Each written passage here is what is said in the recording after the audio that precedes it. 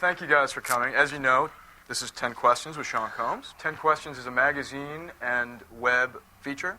We solicit questions online from our readers. For Sean, we got several hundred. We're going to ask them all. Settle in.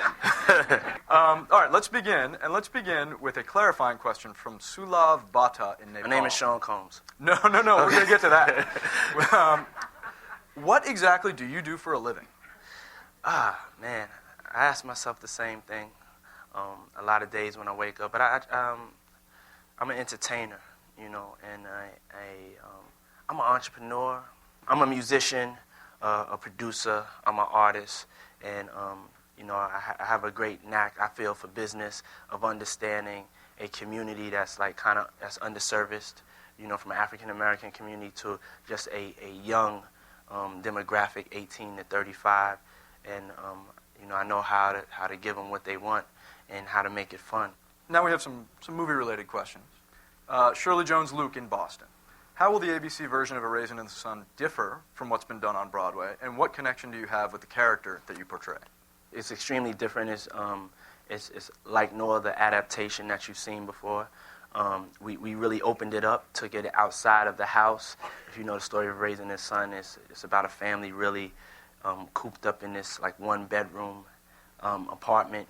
And we took it out of the house so you get to see when I'm in pain, the walks I take, and going to the local bar. Ironically, I have a very strong connection to the character. A lot of people, they think because I've been successful over the last couple of years that I've forgotten, that I grew up in Harlem, and,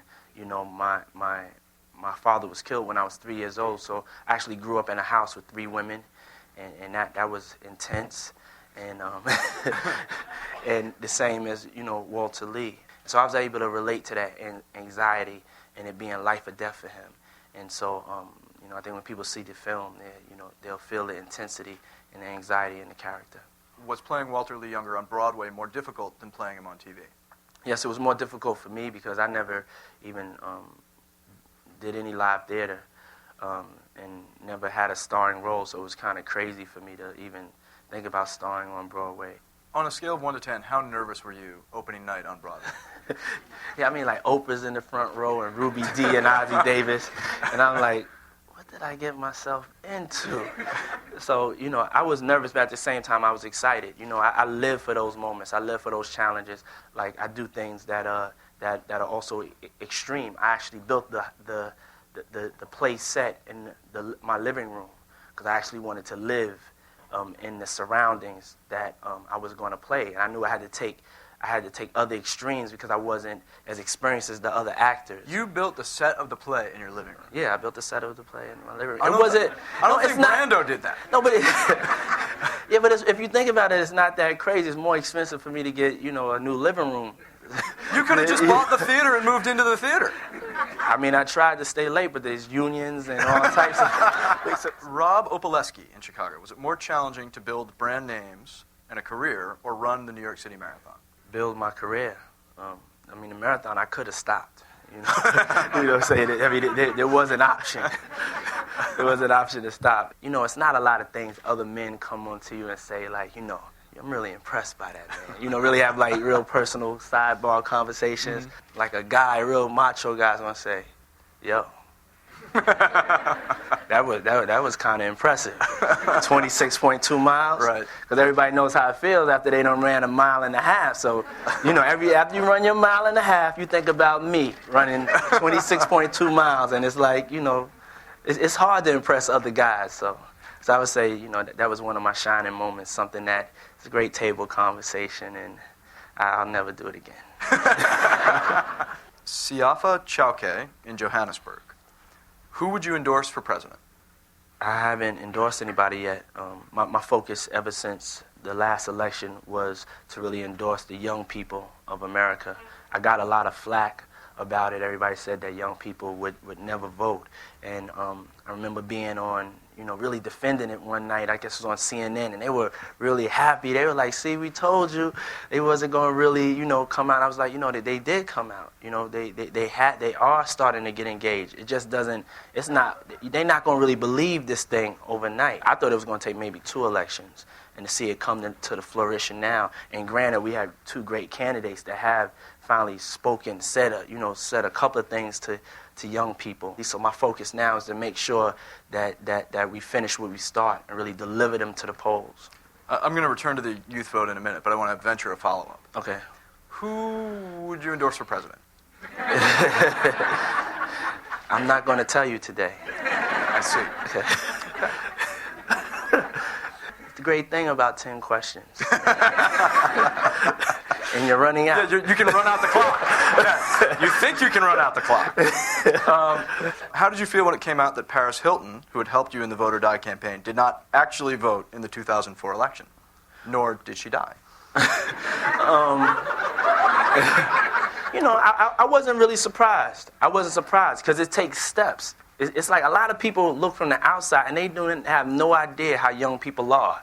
To even get her to start thinking and put on the T-shirt, to even take her time to even want to be involved in it, that was a step. It goes in steps of them just listening to me for 5 minutes and not turning me off. Everybody was like, the T-shirt.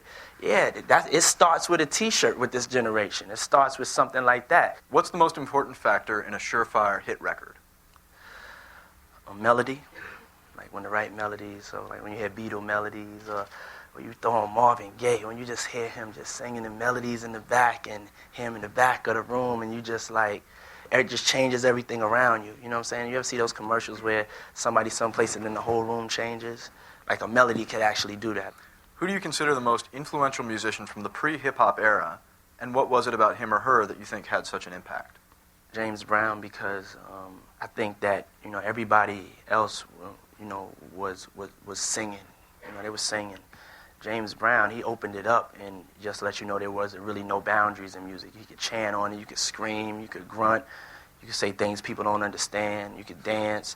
The horns and the rhythms were different, the syncopation of the drums, and I think that kind of gave birth to hip hop. You know what I'm saying? The way the drums would feel and the way he would dance in and out the beat, and also it also I think helped rock and roll. You see, it influenced so much. So Did you ever get a chance to meet him? Yes. What was it he was like? actually my godfather. Yeah, I mean he said he was my godfather. So okay. I was like, I'm with that. James Brown is my godfather, and he would pull me in his dressing room and he would say, I got it now, son. Listen, I have to tell you something very important. Olive oil. Always, every day, I want you to put olive oil in your hair. It's going to make your hair strong. You see how strong my roots are? Olive oil. And so that's the message that James Brown gave me on a one-on-one. What do you think is the hardest lesson that your life has taught you so far? The hardest lesson is that it can all be taken away from you. Like I have no friends. I have no best friends. All of my best friends was killed, you know what I'm saying? Like, by guns.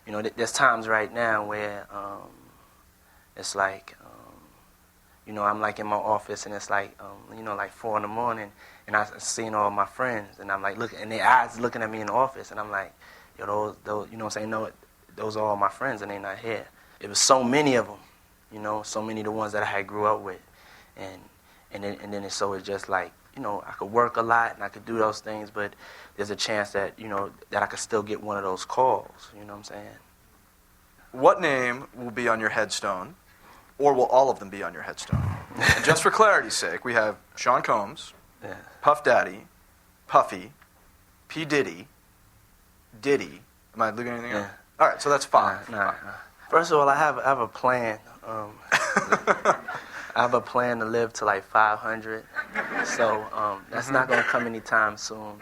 But when that joyous day comes, it'll be Sean John Combs.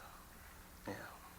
I can't thank you enough for taking this experiment with us on short notice. Thank you very much. I hope you guys all liked it. Thank you very much. Thanks, guys.